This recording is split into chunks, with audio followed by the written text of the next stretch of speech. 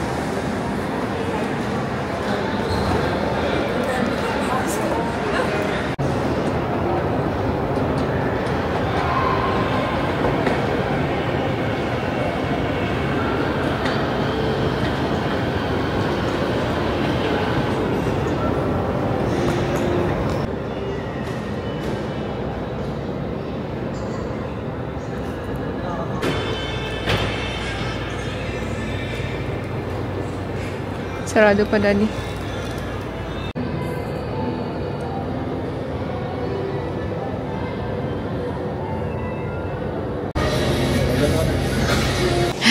Good day, guys. So, ayan, dito naman kami sa airport. But this time, dito kami sa Clark. Yes. Ang ganda pala dito. Ang lawak. Nasa Clark. Alam nyo guys, wait lang. Dapat si Daddy ay may mic na ngayon. Kaso ito nga, naiinis ako. Umorder ako ng DJI sa Lazada. Tapos, naka-priority delivery siya. So, supposed to be kaninang 14, naka-out for delivery na siya. Kaso, nakausap ko yung rider. Binantayan ko talaga siya sa baba. Kaso, sabi niya, hindi daw nila dala. Naka-second wave daw. Tapos, tawag dito, hindi na daw nila nabalikan kasi daw ang layo daw ng hub. Tapos, nung chinek ko, tumawag ako sa customer service. Then, pag-check ko kaninang gabi, nakatag ako as unreachable na daw ako, visit. Hindi daw nila na i-deliver sa akin kasi daw unreachable daw yung owner ng parcel. So, ayun, nag-complain ulit ako sa customer service. Kaso parang wala ka rin maaasahan dun sa customer service nila eh. So, kaya yun. Anyway, today is December 15 and it's 4:21. 4:21 na. Yeah, 4:21 na agad. 21. And nandito kami ulit sa Clark International Airport. And then, umalis kami ng condo ng 1:55 dad, no? 1:55 a.m. Dumating kami dito ng 3:11 a.m. Walang traffic. Pero ang haba pa rin pala ng biyahe dito compared sa Naiya. Pero ang ganda ng airport nila. Ang lawak ng parking. Na hindi siya culture shock eh. Parang maihahambing mo siya sa Suvarnabhumi. 'Di ba? Yung design niya parang Suvarnabhumi Airport, Macau. Parang Suvarnabhumi siya kung i-compare ko. Ang ganda compared sa Naiya. Pagpasok mo pa lang, hindi ka na stress. Sa Naiya, pagpasok mo, stress ka na agad kasi ang daing tao, siksikan. Pero dito, pagpasok mo, grabe ang aliwalas. Ang laki ng difference. So, yan lang. Kain lang kami. Wait lang ulit. Grabe guys, amazed na amazed si Daddy dito sa Clark International Airport. Actually, this is our first time departuring here. Kasi alam ko, ang first time namin dito, arrival. Nagpunta rin kami ng Hong Kong, pero nare-route kami dito. Ay, may solar dito. Nare-route lang kami dito. Way back 2015 pa. Oh, oo, hindi pa to ganito kaganda. Pero ngayon ang ganda, oh. Ganda. So, yun na nga guys. Tapos na kaming kumain. Hindi ako masyadong, ewan ko, naiya ako doon kanina. Nagsasalita ako, nakatingin yung mga yung mga bartender. Nagsasabi ako ng rant ko about Lazada. Nakatingin sila. Kaya hindi ko alam kung okay ba yung video. Pero yun nga, yung rant ko na yun sa Lazada. Grabe, sana ngayon may DJI mic na rin si Daddy. Yung maliit. Umorder ako nun nung yung maliit na mic. So, dapat ngayon may mic na rin si Daddy. Ayan, wala pa rin tuloy siyang mic. Kasi ang hina ng boses niya. Tapos kahit naka-mic siya, ang hina pa rin ng boses niya, di ba? Ayan. So, anyway, nandito kami sa Clark. Pupunta kami ng... Saan tayo pupunta? Ano? Saan tayo pupunta? Ano? Saan tayo pupunta? Hindi ko kasi marinig kanina. Ano ba sabi mo? Saan nga tayo pupunta? Sa Boracay. Punta pa ng Clark Airport para lang mag-Boracay. Kanina. Saan tayo pupunta? Kay na Ethan. Yeah, kina Ethan. Yung unang country na pinuntahan na Ethan. Tapos, 3 days lang kami. Ito ata yung shortest natin. No? Ay, hindi. Meron kaming shortest. Pumunta kami ng Hong Kong ng morning. Na dad. Tapos, umuwi din kami ng 10 p.m. Yung last flight. First flight, we went to Hong Kong. And then, last flight, bumalik kami. That was way back 2014. September 2014. Tapos, ito na ulit ang shortest namin. 3 days lang. Kasi, on this trip, hindi namin kasama si Lexia. So, ito yung first time ulit in 2 years na hindi namin kasama si Lexia. Yung last travel natin was, kailan? Na tayong dalawa lang. Question and answer pa. Diba? 2022. Yay! 2022 anniversary natin. So, yun. Kasi walang mic si Daddy. Sayang talaga yun. Naiinis pa rin ako hanggang ngayon. Tapos, tinag akong di daw ako ma-reach. Kaya daw hindi nila na send yung parcel. So, anyway, dito kami sa Clark. Tapos, guys, story time ulit. Ang daming sinasabi. Yung feet ko. Feet. Uniqlo and shoes, New Balance 327 and black na top. Uniqlo din to. Ano to? Extra warm heat tech. Guys, meron na akong katulad na damit. As in, pati yung pants, yung shoes, yung kulay lang hindi. Parang ano to, yung ganito niya is yung medyo cream. Huh? Yung N niya, yung N ito. Hindi ko nakita. Cream ata or gray yun. Tapos naka-t-shirt lang siya na black. So parehas na parehas kami.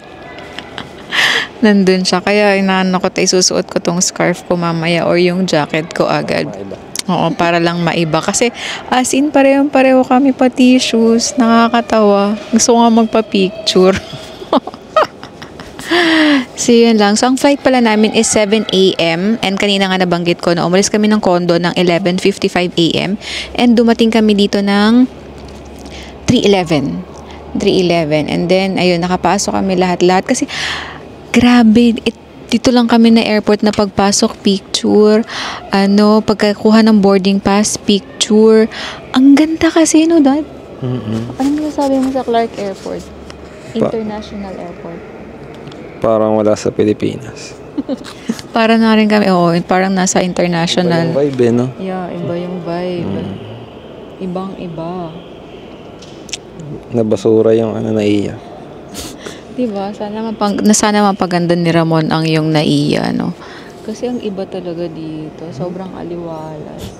Hindi mo alam kung onti lang yung flight o maaliwalas talaga siya. Onti lang tao, hindi siksikan. Pero ang cons lang ng ganitong oras, madaling araw, onte pa lang yung restaurants na open dito sa loob. So, kung gusto nyo kumain ng rice or big meal, doon na sa labas kayo bago kayo pumasok ng immigration sa Bluesmith. Sa naiya kasi nasa loob yung Bluesmith pagkapasok mo ng after immigration, may Bluesmith. Rice. Yung mga rice. Pero dito, Pero masarap naman yung Tom-Toms. Tom and Toms. Tom and Toms. Masarap yung sandwiches nila. Sarap ng toast. Toast natin. Ano ba yan? Ham and cheese. Ang sarap ng tinapay nila. Yun, Korean resto ata yun. Korean cafe. Yun. Yeah. Okay, anyway, maya na ulit. And yun lang, na-amaze lang talaga kami dito sa Clark International Airport. Kasi daddy, grabe, maya't maya picture. Kaya natagalan din kami pumasok kasi sa lahat ng picture kami. Hindi mo magagawa sa naiya yan. So yun lang, later ulit. Or next video siguro nito, baka na, Hong Kong na. Yun lang.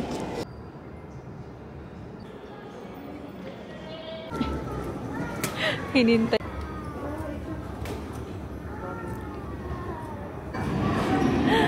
Amazed talaga si Daddy dito sa park.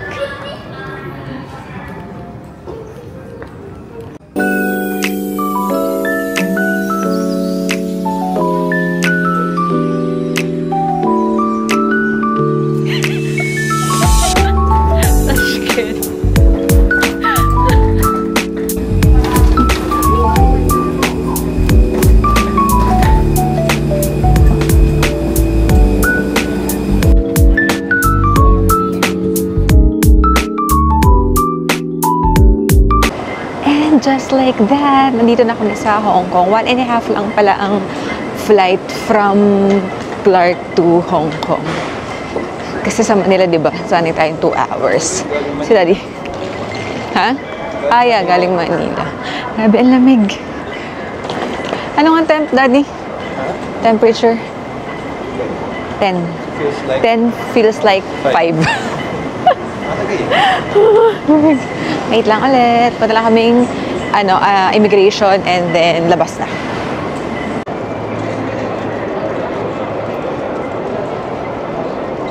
Welcome back to me after 7 years. Yeah, 7 years. 2017 yung last ko na punta dito sa Hong Kong. And now, first order of business is to withdraw cash. Kasi wala kaming dalang Hong Kong dollars ni Daddy. So ngayon, i-check namin ang difference ng GoTime and GCash. So para ma-aware na rin kayo. Ay, share lang pala muna. Wait lang. And may pa-Christmas decor na dito. Tada! Ganda. I-interview pa si Daddy doon. How do you feel about Hong Kong Airport? Wow, Merry Christmas, Hong Kong! It's been a while. So yun pala guys, pagdating nyo rito, wala na siyang arrival card, no Dad? Walang arrival card or anything. Ang dami ng Christmas decor. Tapos si Daddy, di ba nag-survey kanina? Wait lang. Ayan, binigyan siya ng bag tag. Dahil dun sa pagsagot sa survey. Ito pa, another Christmas decor. Wait din. Ang ganda. Hindi rin naman nagpatalo si Clark kanina, di ba? May mga Christmas decors din doon. Wow! Pero parang mas maganda yung nauna doon. At mas malaki lang to. Pwede kasi mag-picture dito, Dad. Picture tayo? Selfie na lang. Ito, oh. Hanapin lang ngayon namin yung Bank of China na ATM. At doon kami mag-withdraw. Ay, another, decor. Pakita ko. May pa-false effect there. Tadan! A little backstory, guys. Naalala ko dati yung first time namin dito. Ang tagal ng stroller ni Lexia. Ang laki ng stroller ni Lexia eh. Tapos, nandun na pala siya sa sa Lost and Found. Parang pinakauna atang nalabas. Tapos ang tagal ata namin kunin. Ayun.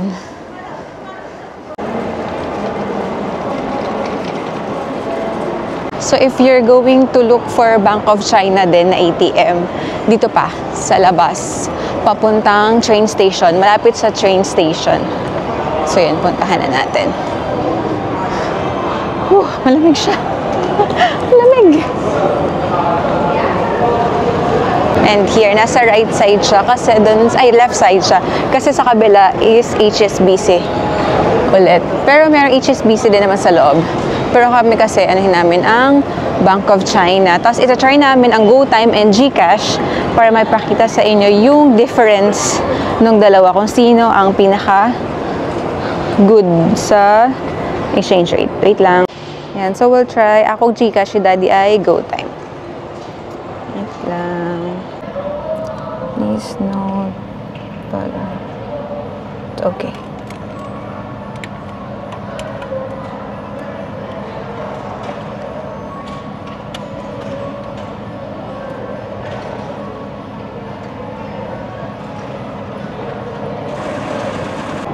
Then, si Daddy naman for go time.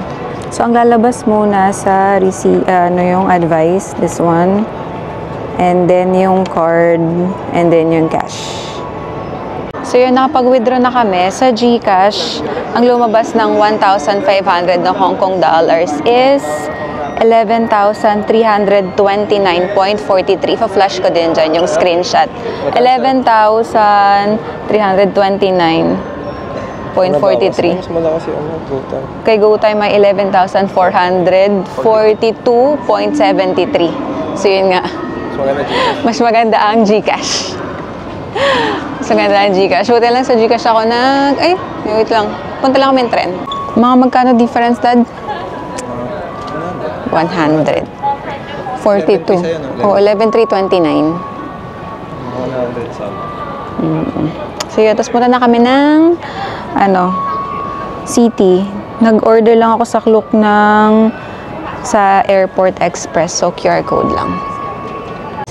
Nice ni Daddy yung labubo niya. Kamukha ni Jungkook. Yung forma. So, nasa na kami, Airport Express. Papuntang Chingy. Bumili lang ako sa Klook ng aming ticket. And then, we will use, GCash or GoTime sa MTR. So, hanap tayo ng may nakalagay na visa to try kung pwede. Ito, sa ganito lang. Let's try. Try ko ang GCash. Wrong, ayaw. Ayaw ng GCash. Try natin GoTime. GoTime. So, yun. So, dito sa MTR, mas gumagana ang GoTime. So, mas okay si GoTime.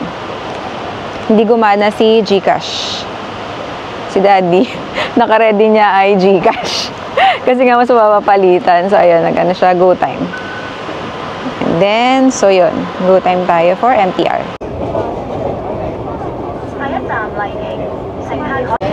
And another station, Wukai siya. So, pangatlong train namin to. Una, yung Airport Express. Then, yung, yung line, Tongchong.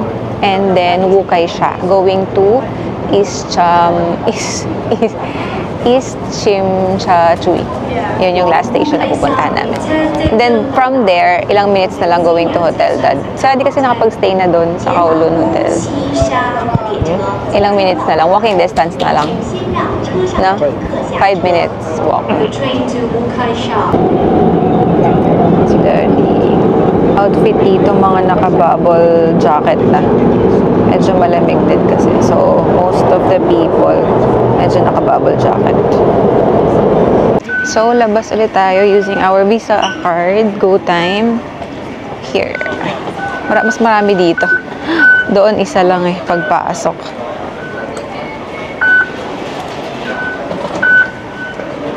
Okay, we're done, Daddy. And here we are. Basta lang, L3. Ayan na agad yung aming hotel.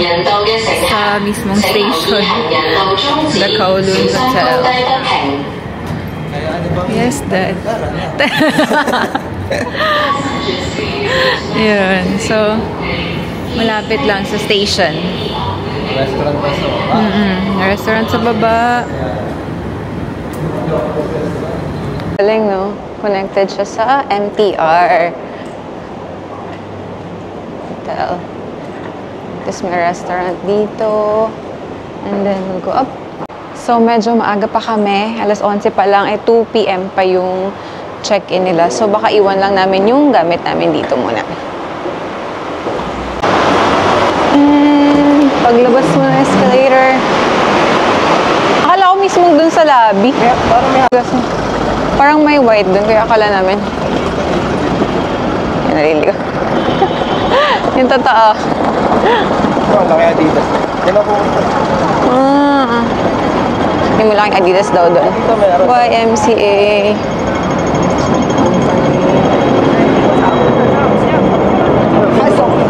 Punta muna tayo. Ang lamig! Wow, lamig! Ang lamig, grabe. Ang haggard ko na. Kaya ayoko ng madaling araw Ay, hindi rin pala Peninsula Office Tower. Okay, here na tayo. We're here.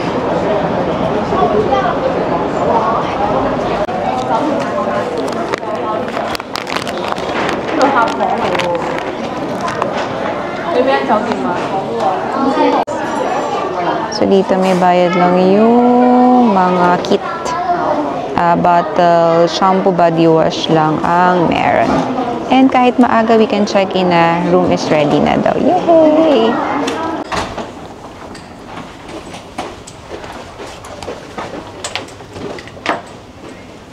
$48, $46,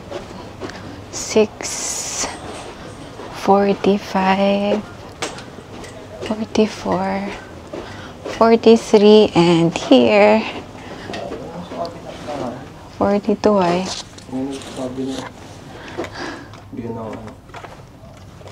Tayo. 1642, di ba? Ha? Yan. Sabi mo itatap. Si Daddy puro wrong information. Ay, wait lang. Pasok tayo. Pasok.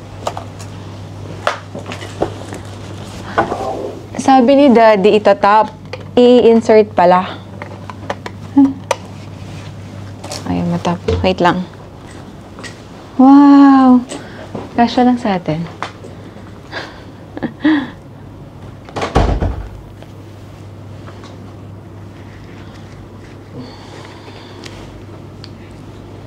Yun. So, let's have a mabilisang room tour. Ang aga namin, guys. 11 pa lang pinapasok na kami.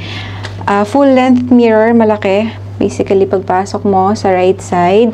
And then, CR. Ayan, agad ang CR. Ang linis, of course. Ayan. So, ito lang daw yung free nila. Yung mga other toiletries like cotton buds, shaving kit, may bayad yun na 5 Hong Kong dollars. And then, may maliit na bathtub. Ang babaw, ha? Ayan, of course, shower. At walang bidet. Alam na ni Daddy walang bidet. And then, coffee, electric kettle, vault, ref. May laman ba yung ref? Check. Walang raman yung ref. So, okay lang yan. What's this? Wala. And then, this is double. Double size lang to. Superior lang yung kinuha namin. And then, ito ang... wait lang, merong, ano to dad? Humidifier, table, chair, ayan, yung sleepers nandito, 2 pairs, and then lamp, and then this is our view. Not bad. Maganda yung view sa kabila eh. So, ganda yung view sa kabila. Daddy, dirty ka pa, nag-jump ka na agad sa bed. Kabila. Ayan, si Daddy. And then TV pala. Yeah. Yung view ng papuntang clock tower. Doon. Kaya pala binigay na agad to. So, yun guys. We're here. Again, 11 pa lang. 2 p.m. pa supposed to be ang aming check-in. At pagdating namin dito, 11:15 pa lang. Okay na sila. Okay na daw yung room. So, ayun. Pasok na kami. Kasi pagod din kasi wala sa bahay. Ang tulog ko lang is less than an hour. Kasi nga, 2 a.m. din kami aalis sa condo papuntang Clark Airport. Tapos, sa plane pala hindi na rin ako nag-vlog kasi yun nga ang plano namin is matulog ng matulog. So, yun nga, nakatulog naman ako the whole flight. I think si Daddy din. Tulog ka lang, Dad. Yun, tulog lang din siya. Hindi kami umorder ng pagkain kasi para makatulog kami. Kasi 1.5 hour lang din naman yung flight eh. Kaya, okay na din. So, yun, hinga lang kami saglit, wash up, and then, baba, kasi kakain na kami. Hindi pa kami kumakain. Pero, sa Clark naman, kanina kumain kami. So, yun lang. So, nag-quick tour na tayo dito. Siguro magre-review na lang ako, i-add ko na lang dito sa video na to yung review dito sa hotel. Okay. So yun lang, later let. Hindi, tinanggal ko na. We are out and about. Kain lang kami sa Jollibee. Oo nga. Mas marinig ba ako? Gusto kasi marinig din si Daddy. Naiinis na naman ako, wala yung mic niya. Baka matempa kang bumili dito. Naiinis talaga. Withdraw nga pala dito. So may malapit din na pwedeng mag-withdraw ang Seng Bank. Pwede rin dyan si GCash. Wala din daw dyang transaction fee or service fee. And may malapit na 7-Eleven. Ay, ang galing ng hotel namin. Malapit sa MTR. Yeah. Ano to? Wow. Of course. Cafe. Bread, 7-Eleven. May malaking Adidas, McDonald's. May malapit na Adidas, malaki. And then, McDonald's. Yun, wait lang. So, yun. Pero sabi ni Daddy ay kain daw kami sa Jollibee. Wait lang. Pasok lang ako ng 7-Eleven.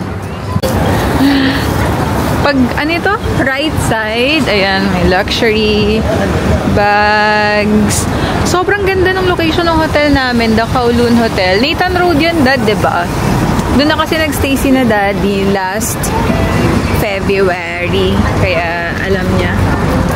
Momo, famous chicken. First day.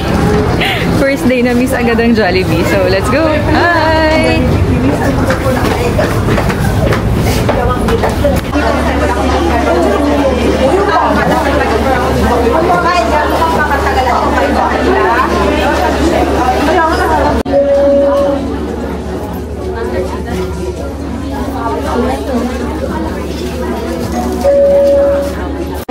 First meal in Hong Kong, Jollibee. Kain lang.